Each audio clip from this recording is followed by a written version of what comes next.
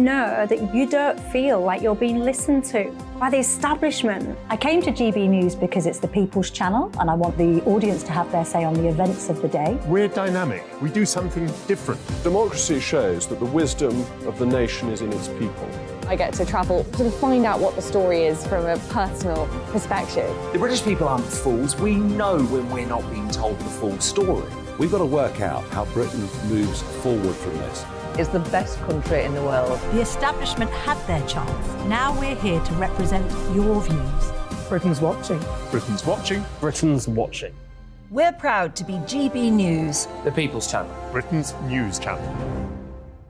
So Jubes & Co, we tackle the issues of the day with real, robust debate, both sides of the fence, battling it out with me in the middle with my forthright opinions and views. And often really interesting things happen because you start with a position and then by the end of the debate you find actually, well, I might not have thought about that one. What we need in this country is 2 new political parties. You should maybe think about doing a 2024 calendar. I'm Michelle Dewberry and I'm keeping you company right through until 7 o'clock this evening. GB News, the People's Channel, Britain's watching. Start the day with GB News. We catch up on all the big stories you didn't hear the night before. And take a look at what the world's talking about this morning. That's right, Monday to Thursdays from 6 o'clock. It's Breakfast with Eamon and Isabel. Straight after breakfast, join us, Bev Turner and Andrew Pearce. We're going to take you through till noon. We'll be tackling the big topics of the day, including the things that the other channels just won't talk about. If it's happening here. Wake up to mornings on GB News, the People's Channel. Britain's news channel. I'm Simon Evans. Join me on GB News for Headliners at 11 p.m. What's the scoop? I'll be joined by 2 of the country's top comedians. That's right. As we take a look at tomorrow's newspapers tonight. We're going to get into trouble. If it's a big story, we'll be covering it. Spill some tea on him. There we go. But we'll also have some fun. I wouldn't stick up a bank. My father didn't love me. So anyway, Headliners every night from 11 on GB News, the People's Channel, Britain's news channel. Saturday nights on GB News. From 6 p.m, I'll give you my unique take on the world today. Then at 7, it's me, Calvin Robinson, with my Common Sense Crusade. New to GB News is the Saturday 5. 5 times the opinion. Join us every Saturday from 8 p.m. as we debate the week's stories. With us 4, plus a special guest. And at 9, of course, it's Mark Dolan Tonight. Saturday nights on GB News, the People's Channel, Britain's news channel.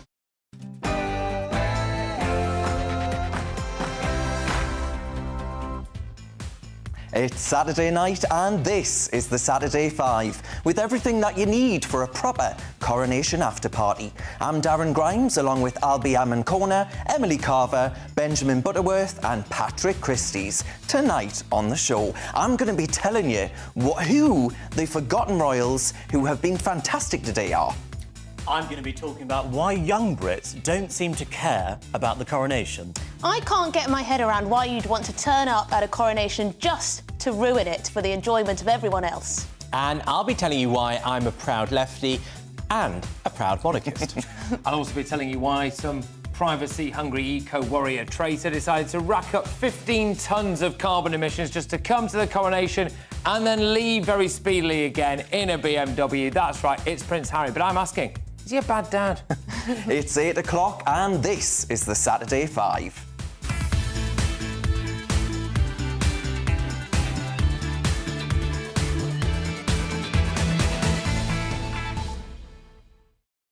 Welcome back to the Saturday 5 on this very special Coronation Day, the best patriotic after party that you could possibly hope for. Expect fiery debates, spicy opinions, but a huge topping of right royal fun today. Every week you can join Albie, Emily, Benjamin and myself along with a guest star. Tonight it's none other than Patrick Christie's. Now the premise of this show is very simple. Each host outlines their argument about a chosen topic, then we all pile in and have a right royal go at each other. And of course we want to know your views as well. Please do get in touch throughout the show by emailing gbviews@gbnews.uk. But before we start tearing each other apart, it is your Saturday Night News with Bethany Elsey.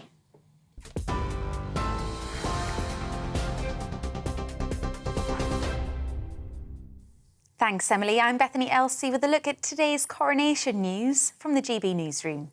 A moment of history for Commonwealth and country as King Charles III is crowned the nation's monarch. God save the King! God save the King! In a spiritual and deeply personal event for the King, the Archbishop of Canterbury placed St Edward's crown on Charles's head. He was anointed before God, and the Prince of Wales, William, pledged his loyalty, life and limb to his father. King Charles became the 40th monarch to be crowned at Westminster Abbey. Although he's been king for 8 months, today he truly wears the crown, following the death of his mother, the late Queen Elizabeth II, after a 70-year reign. Immediately after the King, Queen Camilla was anointed and crowned with Queen Mary's crown by the Archbishop of Canterbury. King Charles and Queen Camilla appeared on the balcony of Buckingham Palace.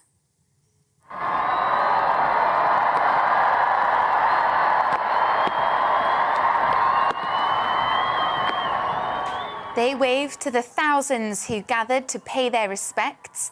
They were joined by the Prince and Princess of Wales and their 3 children. The two of the King's siblings, Princess Anne and Prince Edward, also came out to greet supporters. Due to the weather, a scaled-back flypast of Royal Air Force jets, including the famous Red Arrows, flew over the crowds that filled the Mall and over the nation's new king.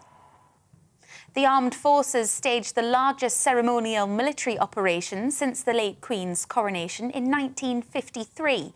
4,000 servicemen and women took part in a parade that stretched a mile long, including the Household Cavalry, the Sovereign's Bodyguard and Royal Watermen. The military parade also featured troops from nations across the Commonwealth and the British Overseas Territories. In typical British weather, there was heavy rain, but that failed to dampen the enthusiasm of the crowds who gathered, hoping to catch a glimpse of the King and Queen. All procession viewing areas along the route were filled to capacity. Fans cheered Charles and Camilla as they travelled down the Mall in the Gold State coach, which is over 260 years old and has been used at every coronation since 1831. We spoke to some of the 10,000 people who turned up. Amazing, just absolutely amazing. Yeah, just congratulations to the King and Queen Camilla. Unbelievable. Very wet, but tiring, but what a spectacle. Nobody else can do it better than us, can they? We weren't expecting to see them on the balcony. We didn't think that we would get that close because we were quite far back. So, yeah, it's just a good day to be British. We loved it. It was wonderful. If it wasn't so wet. God save the King, God save the King, God save the King. Well, just hours before the coronation, police arrested the leader of anti-monarchy group Republic, along with 52 others lining the procession route. Republic had previously promised to stage the biggest protest against a British monarch in modern history. Activists dressed in yellow T-shirts demanded an elected head of state and said the royal family has no place in modern constitutional democracy. A number of Just Stop Oil protesters were also detained. You're up to date on TV, online, DAB+ radio and on TuneIn. This is GB News.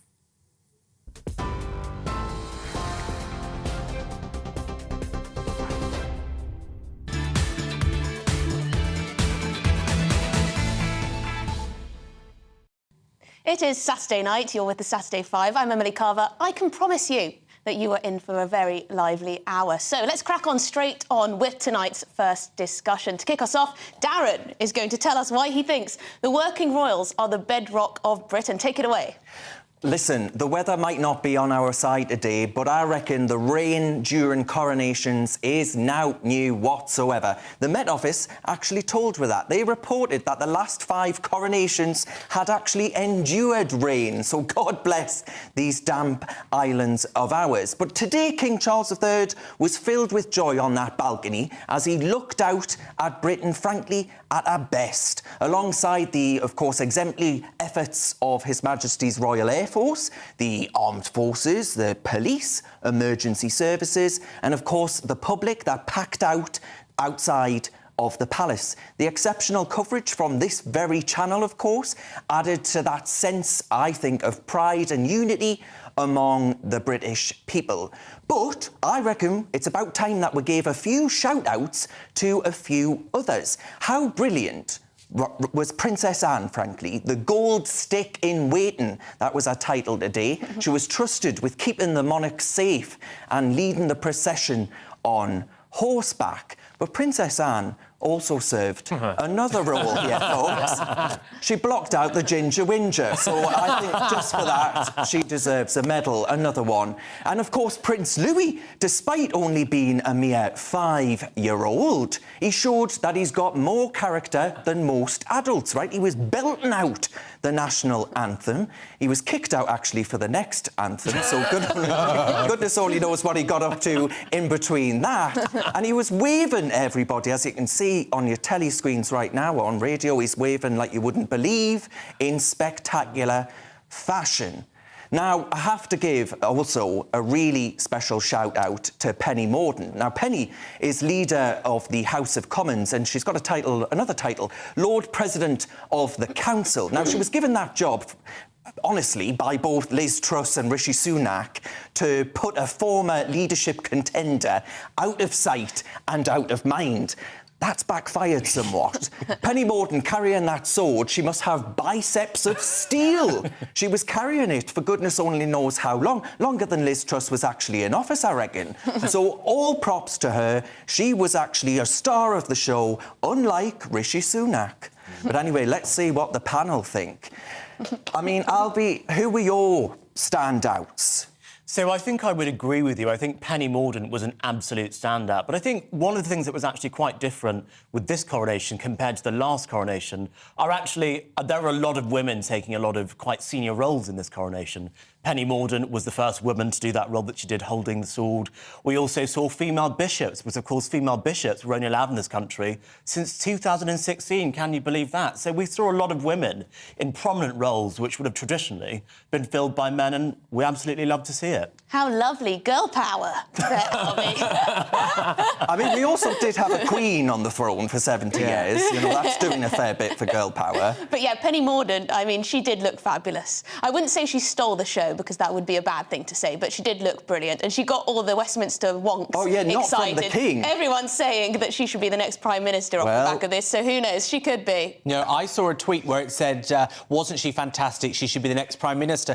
I said, I don't think being able to hold a sword is a qualification to lead the country in 2023. It's not a bad start, though, is it, Benjamin? I think we did get past that a century or so ago. I just absolutely love Prince Louis's massively chaotic energy. I think it's fantastic. He's absolutely feral, clearly, and it just goes to show. I wonder what he obviously is. Reminds us of someone. Yeah, exactly. I resonate with him and Ben from Outnumbered. But I just think that you can only imagine what he gets up to behind the scenes as well. It's a good job they didn't hand him that sword, otherwise there'd be a few headless people. I mean, Kate was quizzed, actually, outside of the palace by someone on the Mall, and they said at that point, Kate said at that point that she didn't know what Louis was going to get up to, frankly. Yeah. So I think that's been proven by what he did get up to. But he was brilliant, I thought. He added energy to it, and, you know, that's what we want. Could you imagine being a toddler at one of those events? I mean, you see these pictures of Princess Elizabeth, as she was then at her father's coronation, and Prince Charles, as he was then at his mother's coronation.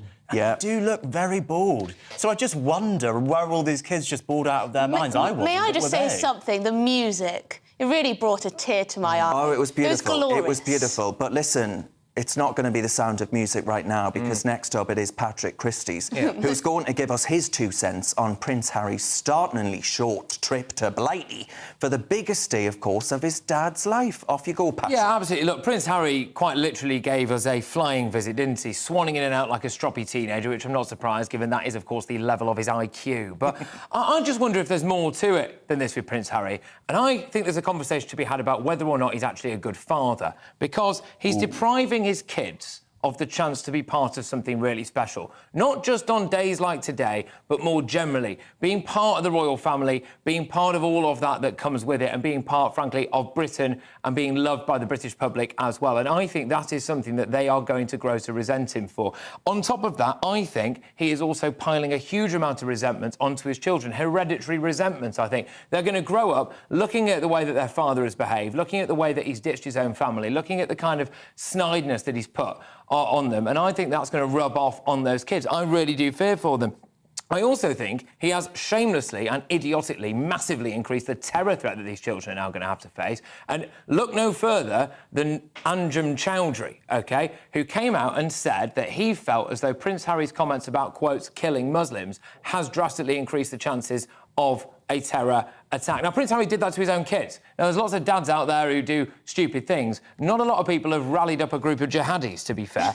I also think they're going to grow up with a very confused ideology where they're going to have all of this wealth and their status because they've got famous parents, but presumably have to apologise for that. All of this unconscious bias stuff, he's going to pass that on to them. And I do think he ultimately and ironically wanted to set a different note than his father did.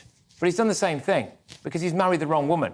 And that is going to affect his children big time. He's married the wrong woman and he's caused absolute carnage. I only hope that Prince Harry is so thick he doesn't realise what he's done. Well, fiery. Well, I mean, you don't like Prince Harry, do you? No, well, he doesn't like us either, so why should I, you know? I mean, I'm sorry, you know, Patrick, you know, maybe Prince Louis is the Patrick Christie's of the royal family, but I tell you what, that diatribe is deplorable. Who do you think you are to say that Prince Harry is not a capable father? He might be many things. He might not meet the expectations that some of us have of a member of the royal family. He might not love this country in a way that some people expect someone in the royal family to love the country and its traditions. But I tell you what, you have no grounds to say that he is an inadequate father. I disagree. I'll finish. When he talks about Prince Charles or King Charles now, obviously not being the dad that he wanted, he is trying to break that cycle for his children, and he should be admired. But he's not doing it. I think he's making decisions for his children. I understand that he has to because they're so young, but they're bad decisions. I think his kids are going to look back on days like today and days to come in the future and wish that they had been a part of it. If it was Archie's birthday today, he could have been a part of that. That could have been a fantastic birthday present for him. And instead, his dad's swanning around the place. And I keep coming back to this as well, Benjamin. I think I have grounds to suggest that he's not the best father in the world when he's riled up a group of Mujahideen in a way that could stay with... He has, absolutely. No, I'm sorry, you blame terrorists for the actions. Absolutely has. His father riled them up, and that is something that's going to hang around their children's necks for the rest of their lives. Can I just say, you blame terrorists for terrorist actions, not people in the West expressing their freedom of speech. So, despite generally, in the past, I've been quite sympathetic to Harry and Meghan, I do actually find myself agreeing with you on Patrick on this occasion. I thought it was incredibly sad to see Harry walking in to the Abbey completely alone. I think it was sad to see two of the King's grandchildren not at the ceremony today when everyone else was. And it just felt to me that there was a sense that something was missing. And I think if there was one thing of the day that made me feel sad, it was that. And I hope they can. But I tell you what, though, I'd rather him walk in on his own than with Meghan Markle. I think the sad thing is that what is he teaching his children? He's teaching them that duty doesn't matter. He's teaching them that family, your grandparents, don't matter, that all that matters is what you want, what's easiest for you, how you live your best life. Well, actually, the reason why we live in such a fantastic country is because people had such a sense of duty, that people did things they didn't always want to. Whereas Harry is just teaching his children, I fear, just that they can just do whatever they like and not think of anyone else. 15 tons carbon footprint as well, jetting in, jetting out, hopping off. I mean, to me, it was almost worthwhile him not actually showing his face. It didn't look like he wanted to be there. There's even some What do you know? There's even some footage that suggests, though, doesn't it, that he didn't sing God Save the King as his own father walked past. I mean, it was... I just think it was actually really shameful from start to finish. And Benjamin, what do you actually think was the point of him coming here? Because he was in and out faster than Meghan Markle's acting career. Look, you know, you can do the low blows. It's probably as good as it's going to get from you, Darren. But the truth is... Meow. If you're going to try and make this argument of what was the point of him coming here, well, I don't think you understand the concept of monarchy, mate, right? He's there because he is the son of the monarch. He is entitled to that by birth. What about his children, What about his children, let me just say, when you talk about these questions of whether he's good enough, whether he fulfills the role, whether he deserves to be at the coronation as he was today, none of those questions matter, because that's not how a monarchy works. He's there by birthright, and none of us get a say in it. But do you not think he could have shown a little bit of dignity and respect? It was a very visible symbol in walking in, OK, not particularly looking like he wanted to be there, and then getting straight out the door as quickly as possible. It was causing a scene. We'll end it there. That one could have gone on, I imagine. Still to come, though, folks, after the police make 52 arrests of demonstrators protesting the the Coronation. Our very own Emily will discuss whether the police were right to arrest these people. Joined by free speech champion Toby Young, Benjamin Butterworth's going to give us an unapologetic leftist defence of the monarchy. And Albie Amankona is going to look at why the young are drifting from king and country. You're with the Saturday 5 live on GB News. It's all about family, being in people's living rooms, all the interaction and getting to know who our viewers and listeners are. When I was young, my dad used to say, "Nana, stop arguing." I wanted an outlet that would enable me to give my opinion. People are going through a really hard time right now, and I know that you don't feel like you're being listened to by the establishment. I came to GB News because it's the People's Channel, and I want the audience to have their say on the events of the day. We're dynamic. We do something different. Democracy shows that the wisdom of the nation is in its people. I get to travel to find out what the story is from a personal perspective. The British people aren't fools. We know when we're not being told the full story. We've got to work out how Britain moves forward from this. It's the best country in the world. The establishment had their chance. Now we're here to represent your views. Britain's watching. Britain's watching. Britain's watching. We're proud to be GB News, The People's Channel. Britain's news channel. So Jubes and Co, we tackle the issues of the day with real robust debate, both sides of the fence, battling it out with me in the middle with my forthright opinions and views. And often really interesting things happen because you start with a position and then by the end of the debate you find actually, well, I might not have thought about that one. What we need in this country is 2 new political parties. You should maybe think about doing a 2024 calendar. I'm Michelle Dewberry and I'm keeping you company right through until 7 o'clock this evening. GB News, the People's Channel, Britain's watching. Start the day with GB News. We catch up on all the big stories you didn't hear the night before. And take a look at what the world's talking about this morning. That's right, Monday to Thursdays from 6 o'clock. It's Breakfast with Eamon and Isabel. Straight after breakfast, join us, Bev Turner and Andrew Pearce. We're going to take you through till noon. We'll be tackling the big topics of the day, including the things that the other channels just won't talk about. If it's happening here. Wake up to mornings on GB News, the People's Channel. Britain's news channel. I'm Simon Evans. Join me on GB News for Headliners at 11 p.m. What's the scoop? I'll be joined by 2 of the country's top comedians. That's right. As we take a look at tomorrow's newspapers tonight. We're going to get into trouble. If it's a big story, we'll be covering it. Spill some tea on him. There we go. But we'll also have some fun. I wouldn't stick up a bank. My father didn't love me. So anyway. Headliners every night from 11 on GB News, the People's Channel, Britain's news channel. Saturday nights on GB News. From 6 p.m, I'll give you my unique take on the world today. Then at 7, it's me, Calvin Robinson, with my common sense crusade. New to GB News is the Saturday 5. 5 times the opinion. Join us every Saturday from 8 p.m. As we debate the week's stories. With us 4, plus a special guest. And at 9, of course, it's Mark Dolan Tonight. Saturday nights on GB News, the People's Channel, Britain's news channel.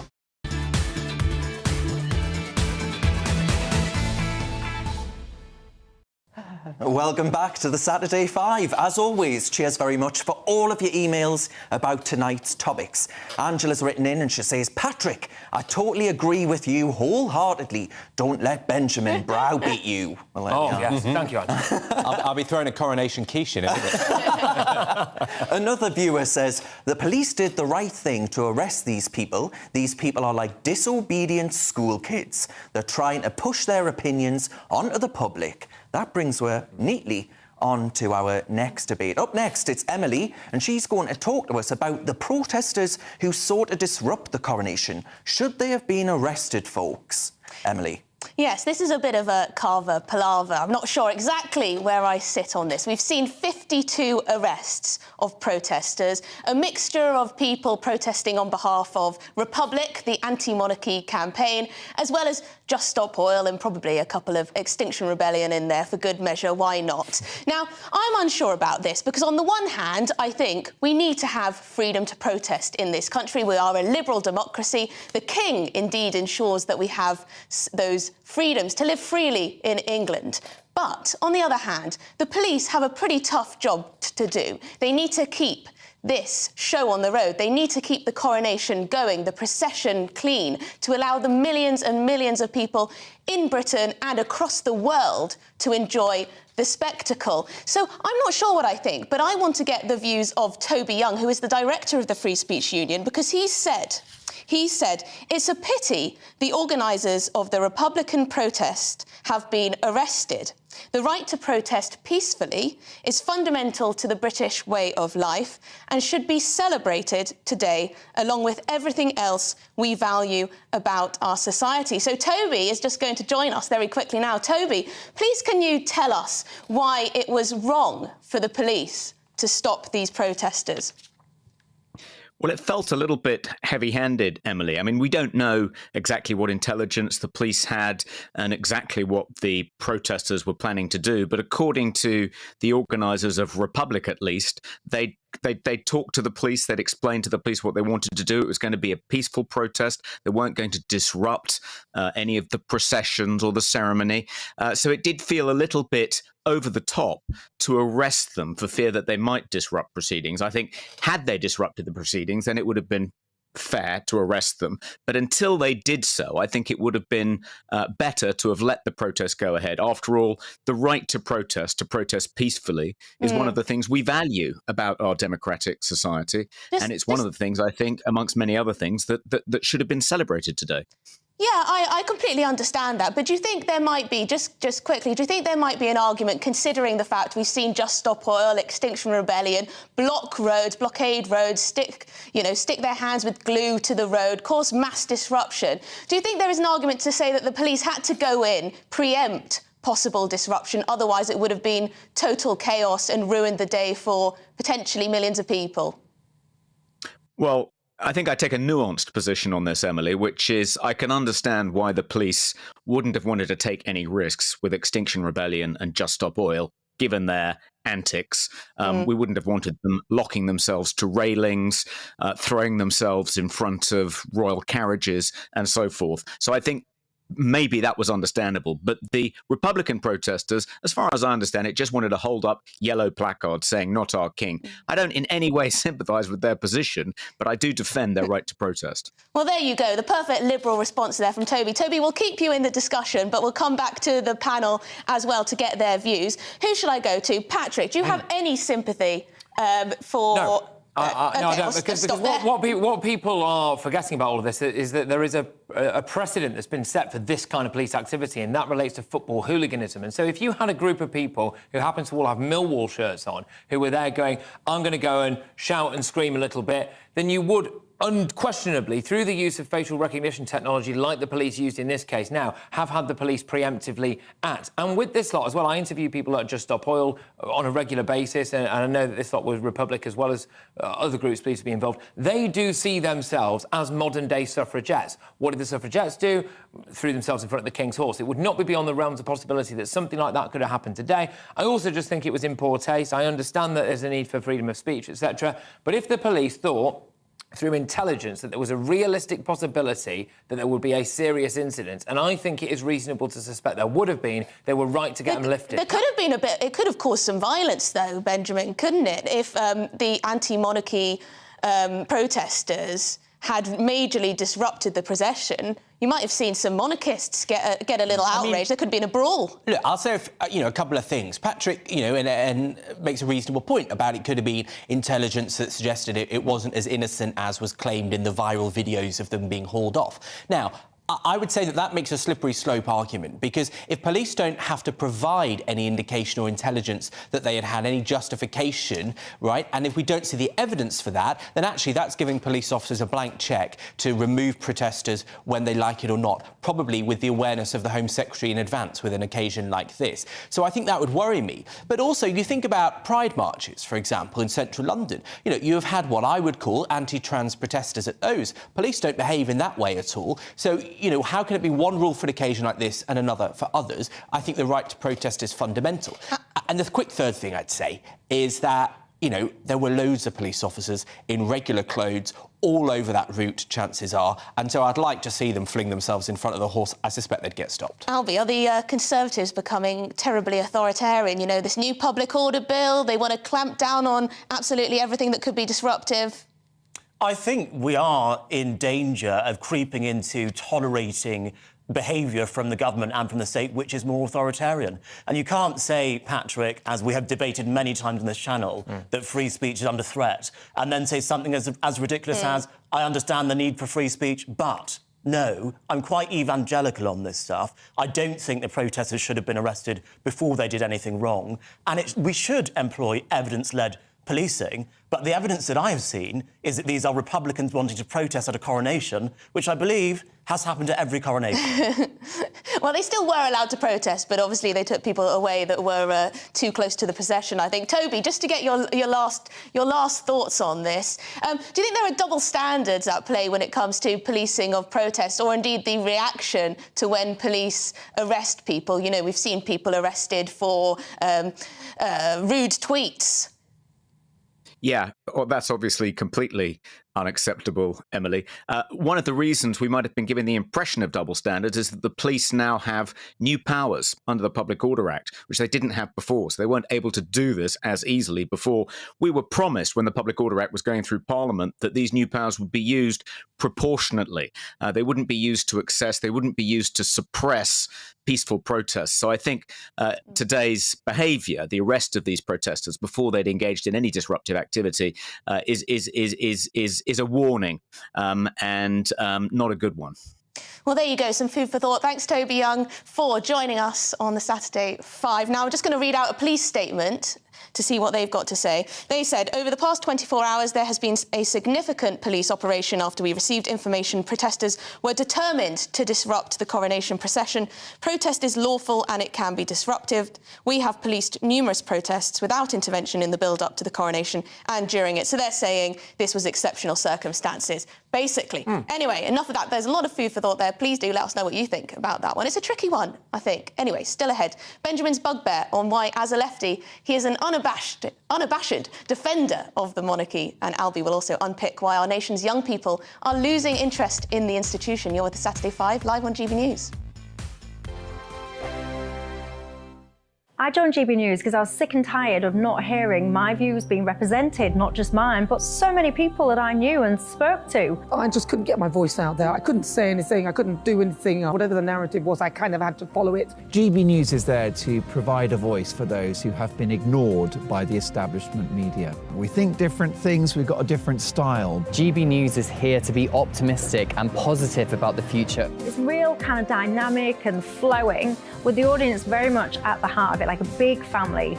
Here at GB News, we talk about the things that matter to you. Hearing the voices from right across our towns and cities, especially our towns. All sides of the argument represented with a heavy dose of opinion. We're on a mission here to make a difference. And the GB News family really is here for you, and whatever time of day you can watch or listen. Britain's watching. Britain's watching. We're proud to be GB News. The People's Channel. Britain's news channel. Westminster is going around in ever-decreasing circles, followed by the media. Britain is broken. How on earth did we get into this mess? But more importantly, how do we get out of it?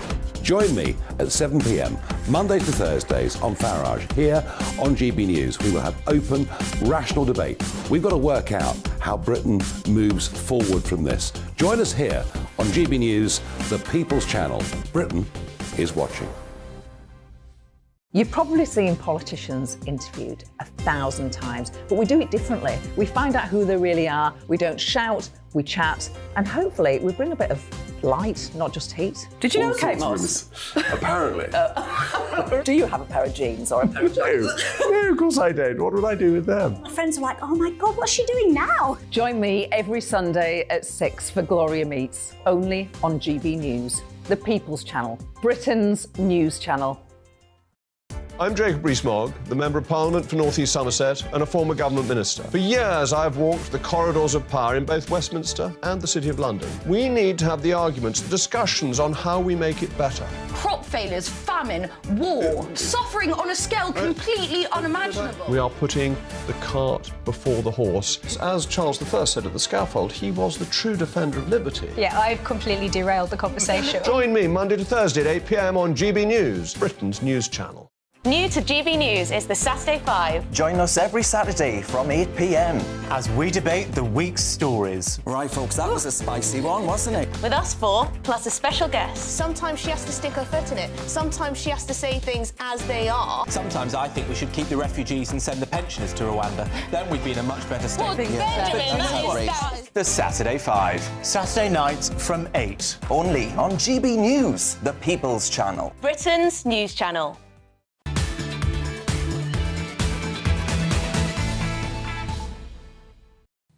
Welcome back to the Saturday 5. As always, thank you very much for all your emails. Ronald has written in, he says, even protesters need a day off and a coronation is as good a day as any. There are at least 364 other days when they can indulge in their hobby. It is a hobby, all right. They have a right to protest. We have a right to be free of their disruption during the most important day for decades. Well done, police. You sound very reasonable, Ronald, I must say. Nick says, so, holding up a protest banner at the King's coronation is an arrestable offence, but gluing yourself to a road and disrupting traffic, including ambulances, isn't.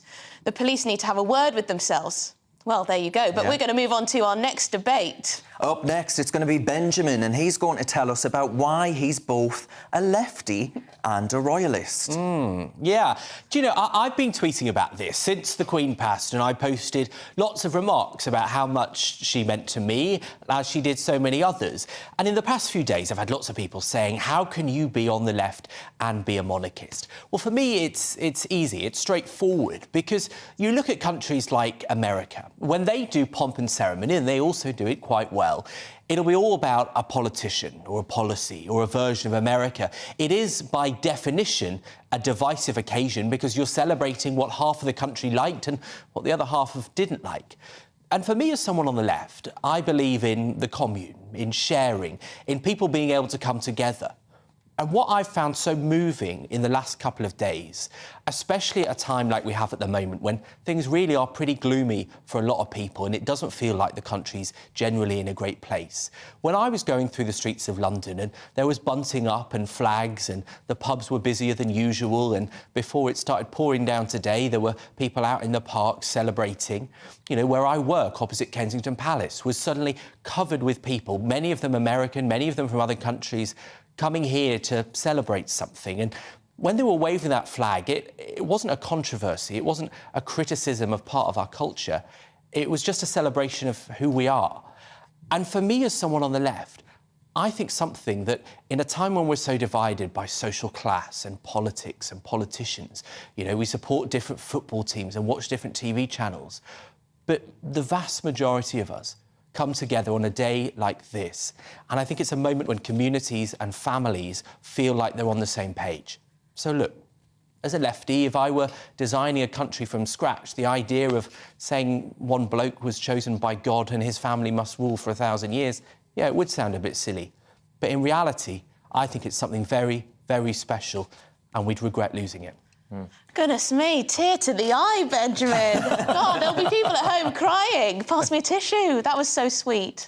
I love that. I think, you know, it's often, I think, people have a family connection about that. I don't know whether any of you sort of feel that sense of continuity in your own lives, as well as sort of the things that you watch on the telly today. Hugely. I mean, my grandma, Elizabeth, she might be watching, is, of course, named after the Queen, the then Princess Elizabeth, and she comes from a left-wing Labour voting family, although she voted Tory in 2019. But what I would say to lefties who are against the monarchy is there is a huge and long-standing tradition of left-wing monarchism. And actually, there was that rumour that the Queen herself, some of her favourite prime ministers, were actual Labour prime ministers rather than Tory prime ministers. So this idea that you can't be a left-wing monarchist and you've got to be a Republican is nonsense. But I think that's the fault of the modern left, and there's a key distinction here. I think the modern left is very, very obsessed with dividing people massively. I mean, you only have to look at the idea that people are now looking at that royal balcony, aren't they, and go, oh, there's a terrifying amount of white people on it. Yeah, they are a family of white people, obviously. And the left, I think, focuses so much on this ridiculous race ideology, and the royal family is white. They also absolutely, unashamedly hate wealth. Why? Because they're jealous. They're just absolutely jealous. And so the idea that people are surprised that people on the left can actually like the monarchy is the fault of the left and the left alone. And Benjamin, what do you actually say to people like that then? What do you say to people who say, oh, well, it's absolutely ridiculous that we've got a head of state from a non-diverse family? Apparently, you know, the idea of this family all being white is a negative thing to certain pockets of the identity-obsessed left, of which you are one. I mean, thanks, you flatter me, but I remember in the days after the Queen passed, last September, and there were photos that cropped up of her and the late Prince Philip dancing in mixed-race dance partnerships back in the 1950s.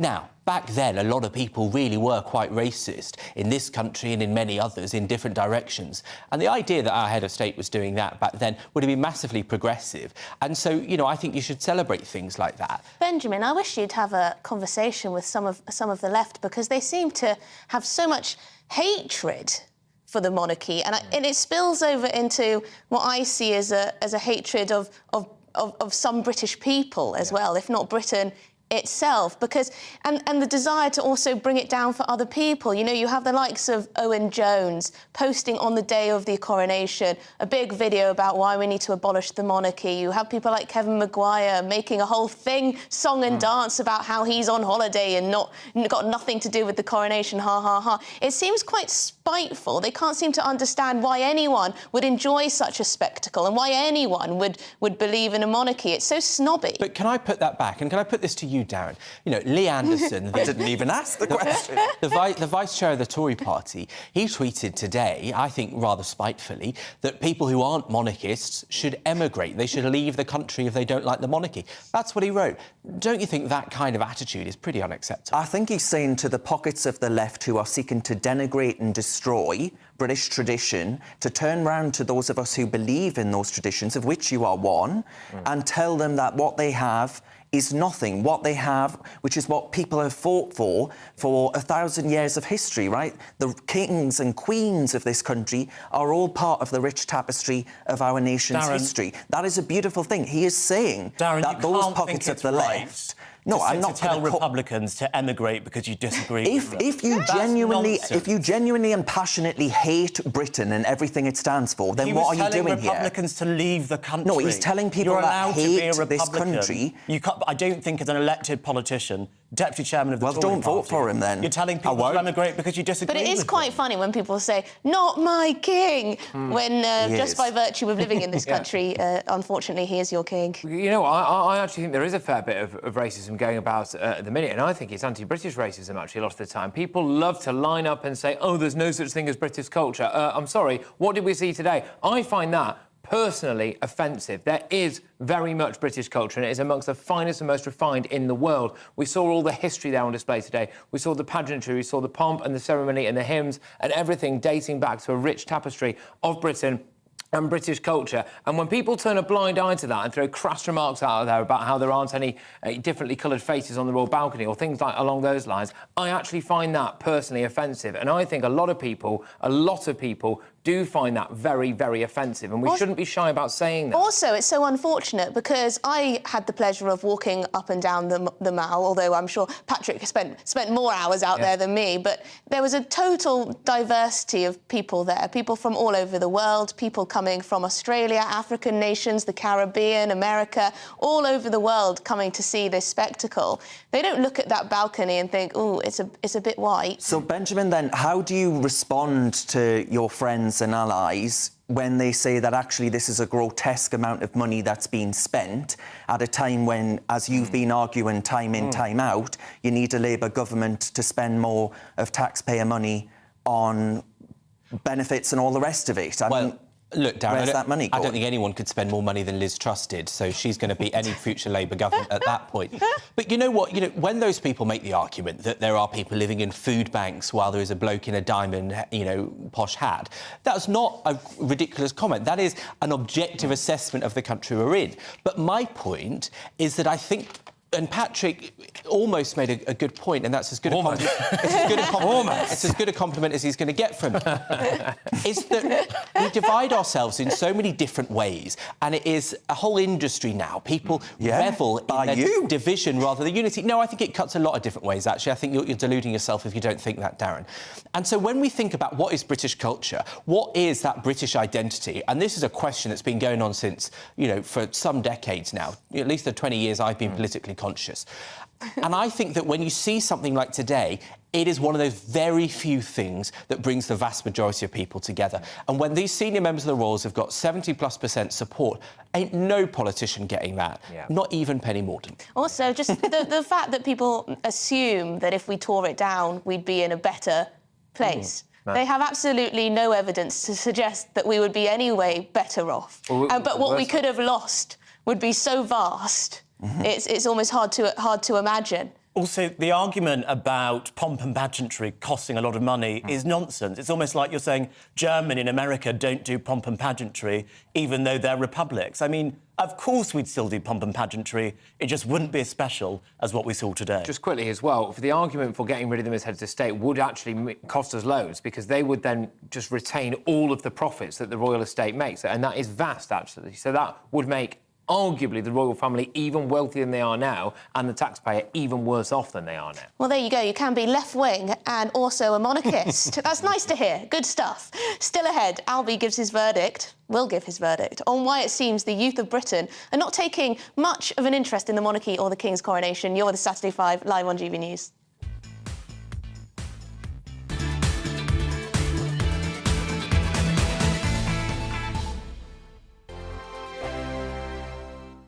Monday to Thursday nights on GB News. At 6, it's Dubes & Co. 7 o'clock, Farage. At 8, join Jacob Rees-Mogg. And at 9, Dan Wootton Tonight, followed by Headliners. On TV, radio and online. This is GB News.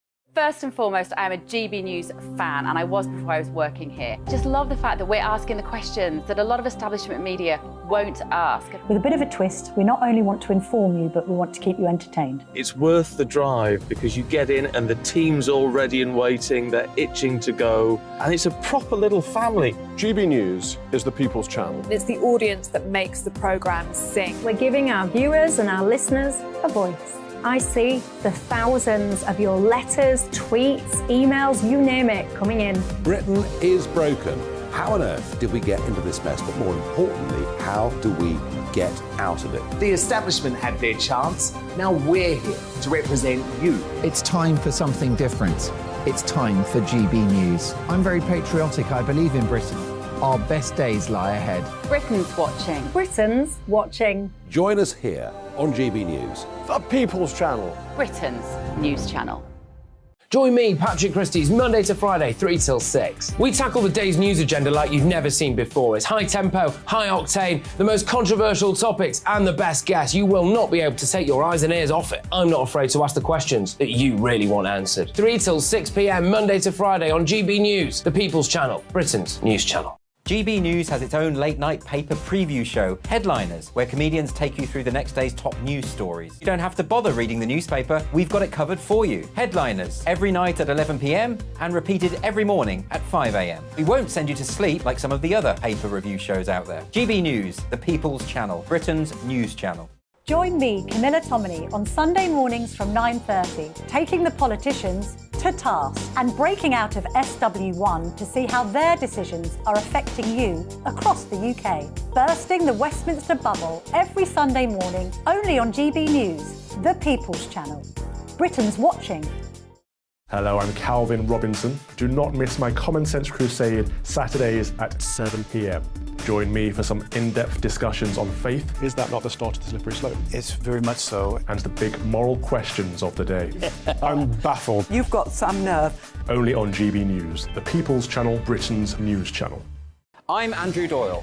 Join me at 7 o'clock every Sunday night for Free Speech Nation, the show where I tackle the week's biggest stories in politics and current affairs with the help of my 2 comedian panellists and a variety of special guests. Free Speech Nation, Sunday nights from 7 on GB News, the People's Channel, Britain's news channel. Welcome back to the Saturday Five. As always, cheers very much for all of your emails about tonight's topics. Christian's written in and he says, what a brilliant monologue from Benjamin. There we are. It brought a tear to all of our eyes. And good to remember the coronation today isn't about left or right politics. It's been a great uniting day. There we are. Now, up next, it's Albie, and he's going to talk about why young Brits haven't been too enamoured with the King's coronation. There you go, Albie. So we're actually doing something very odd this evening for a bunch of people in their 20s and 30s. We're actually talking about the coronation because we really care about the coronation. But YouGov polling found that actually, in the two youngest age cohorts in the UK, just 68% of Brits don't care about the monarchy. Now, why might this be?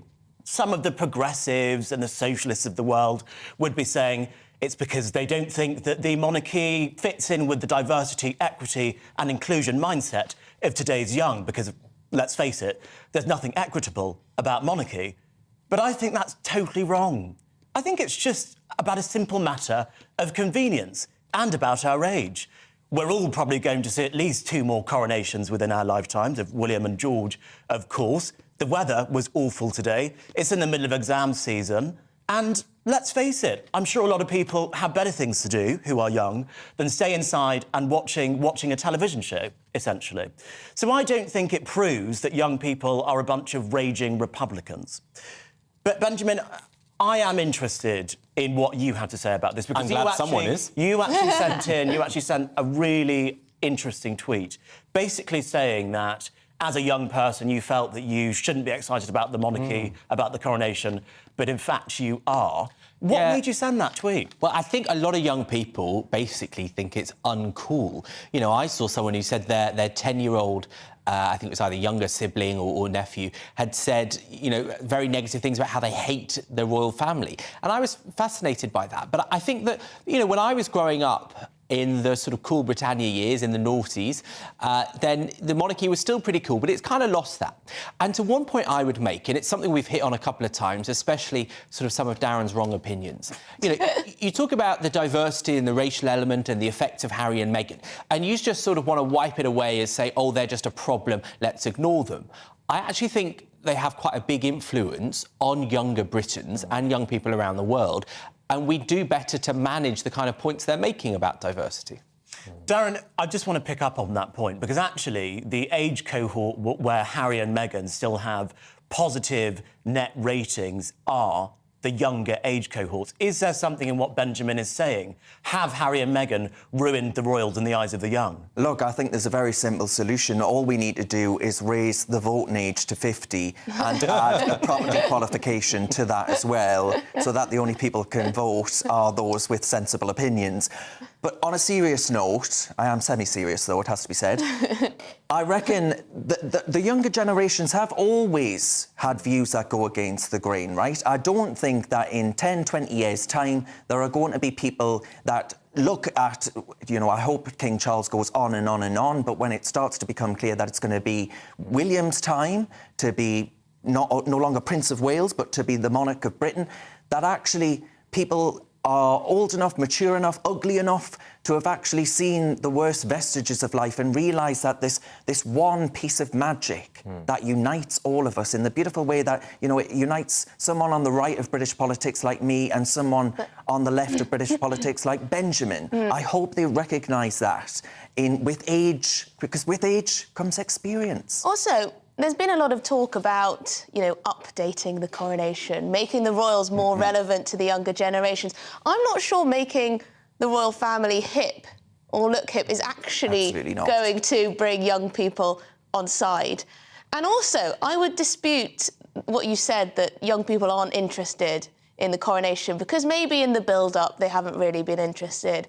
But I think quite a lot of young people will have found themselves tuning into the coronation today certainly because it's been pouring with rain, and actually thinking this is an amazing, incredible moment. And yes, there will be people saying, oh, isn't it terrible, he's all dressed in gold, oh my God, how much do you think those diamonds cost in his crown? But actually, I think it will have struck a chord with quite a lot of young people. But Patrick, I mean, I think it's undeniable. The facts are there, the evidence is there, that there does seem to be a disconnect between young Brits and the royal family. But is it any wonder when we are seeing famous film stars like Adjua Ando on ITV today saying what you mentioned earlier on, you know, that is a terribly white people on that balcony. I don't know if we can get an image of that now for the viewers to see, but is it any wonder that young people are being turned off by the monarchy, if that's what stars are saying? You know what one flaw in the polling for me of young people is that it doesn't actually poll kids, right? And I was up and down the Mall just all throughout the course of this week, and one thing that was absolutely undeniable was the amount of very young children there.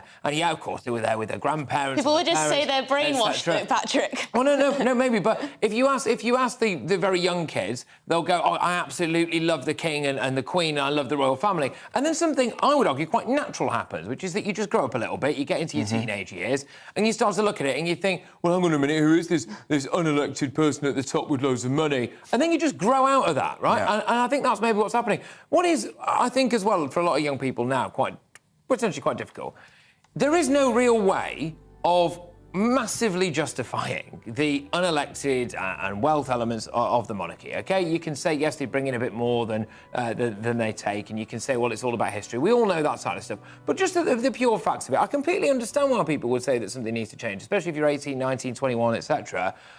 But actually, what they are not counting for there is the fact that sometimes something doesn't have to make sense on a spreadsheet in order for you to love it and like it and want to keep it. And that's what I think the royal family is. And actually, that's what I say about my drinking habits.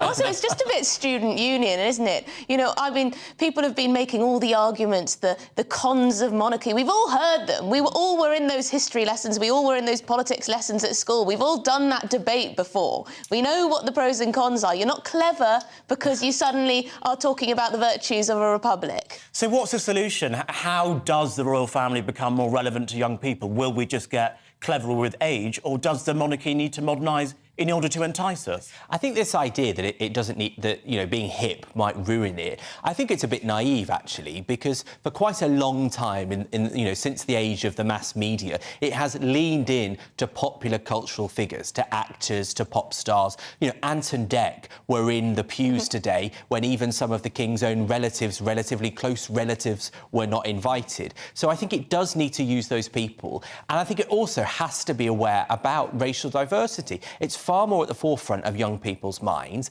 and to just dismiss some of those points, I think it would backfire. Well, the Commonwealth, of course the royal family's aware of diversity in that regard, right? I'm sure we all agree with that. I actually think the royal family has been quite a leading voice on how institutions and organisations are dealing with the issues that have been highlighted more recently about racial disparities that we have seen. I actually think they've done quite a good job on that. Some people would say there's still work to do, but I actually think the royal family have handled that very well. OK, we're going to have to leave it there, folks, but I want to say thank you to my absolutely brilliant panel. It's been a cracking show, and it's also been a really lovely day. So thank you for joining us on this special day. It really does mean a lot. We've got one more email from June, presumably a Scottish viewer. She says so little of Scotland was in the ceremony that it wasn't worth watching. He was sat on a Scottish stone. He was, yes, the Stone of Scone. Yes, Stone of Scone. Stone of Destiny. He was, and that goes way back, that. But next up, folks, it's the brilliant Mark Dolan. Thanks for watching, folks. See you next week. Hello there, I'm Greg Dewhurst and welcome to your latest GB News forecast from the Met Office. We've got rain or showers in the forecast through the rest of the long weekend, but there will be some warm sunny spells, particularly through Sunday. You can see on the weather chart we've got a brief ridge of high pressure moving in for Sunday to settle things down for a time, but it's not long before further weather systems move in from the Atlantic to give some wet and windy weather on Monday. Quite cloudy out there through the rest of Saturday evening, patchy rain across the eastern side of the UK. Largely dry further west, but a lot of cloud around into the early hours. The risk of some light rain and drizzle in places, some mist and murk too. But temperatures holding up as a result, 11 or 12 degrees for many of us to start Sunday morning. Best of the sunshine across western parts of the UK. Quite grey across the east, particularly along the coast, with some rain and drizzle in places. But it should brighten up here through the day. Some sunny spells developing, but also the risk of a few heavy showers. Plenty of sunny spells across the rest of the UK, almost unbroken in places across central southern England. And this will lift temperatures 21, 22 Celsius possible in the best of the sunshine. Into the evening time, just starts to cloud over across Northern Ireland, western Scotland, as the next set of weather systems move in. Some low cloud affecting eastern coasts of England and Scotland into the early hours. And then overnight, this band of rain slowly pushes its way in, affecting western areas. The rain could be heavy at times, the winds picking up. The clearest skies holding on across the southeast. Temperatures, again, remaining in double figures. Perhaps a murky start in the southeast, 1 or 2 mist and fog patches, but some sunshine too. Elsewhere,